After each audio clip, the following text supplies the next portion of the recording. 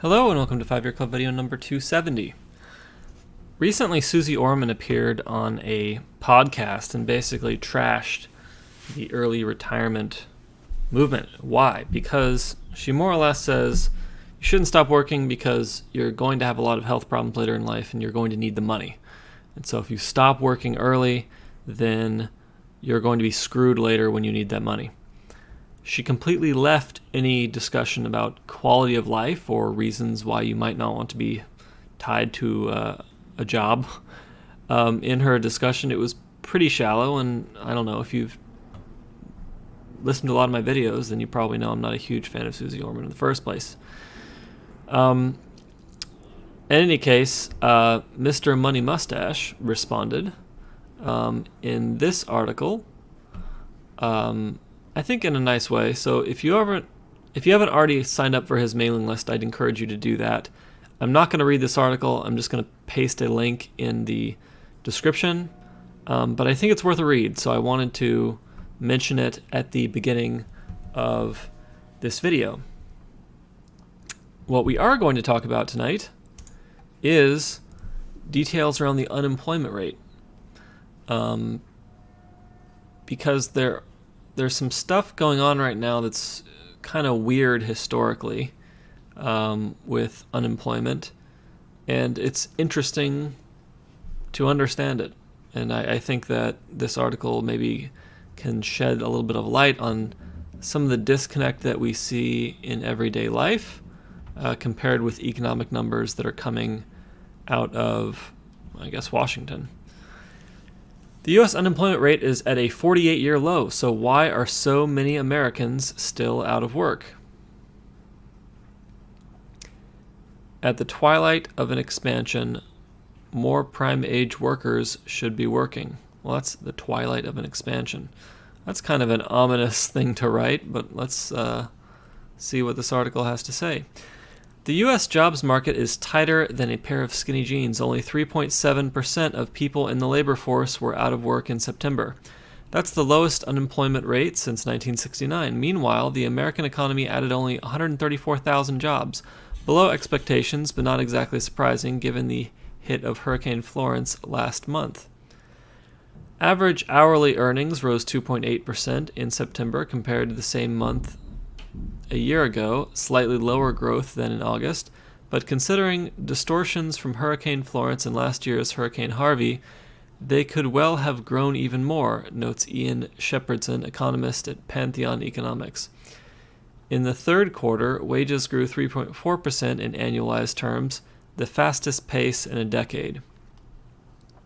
The overall civilian labor force participation rate, the share of adults who are either employed or actively looking for work, stayed steady at 62.7%.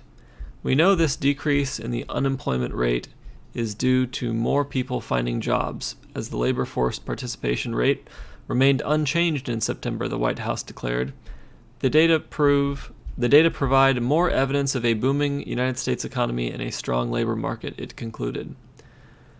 Look at the data a little differently, however, and that sunny outlook dims a bit. The U.S. seems to be hitting the climax of this economic cycle. Normally, that ought to mean a swift pickup in wages. Back in 2007 and 2000, earnings were growing at a brisk clip of more than 4%, notes Patrick Chauvenek, economist at Silvercrest Asset Management. Wage growth is still considerably below that rate. And we can see that in 2007 we get a peak, in 2007 we get a peak.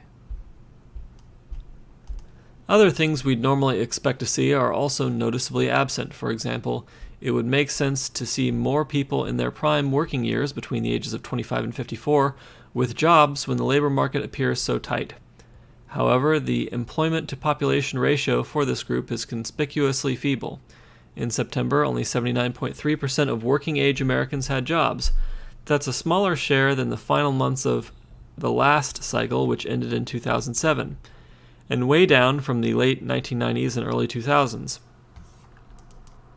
A smaller share of prime-age adults have jobs than in past cycles. 83% of Americans aged 25 to 54 with jobs. let's see. Yeah, so that's not a good kind of long-term trend. Part of the problem is that many of them seem to have exited the workforce, meaning that they've given up looking for work.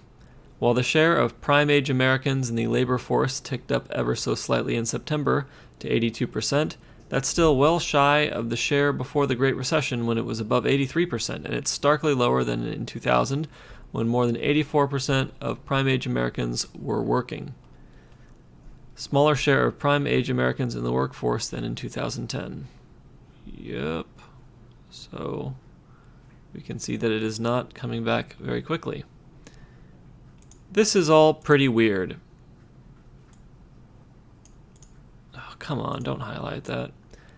At this point in the long, steady expansion we're currently in, the cream of America's working crop should have no trouble finding work and commanding higher wages. All this suggests that while the U.S. economy is indeed looking good by many measures, it still has more growth left to do to pull all the people in need of work back into the labor force.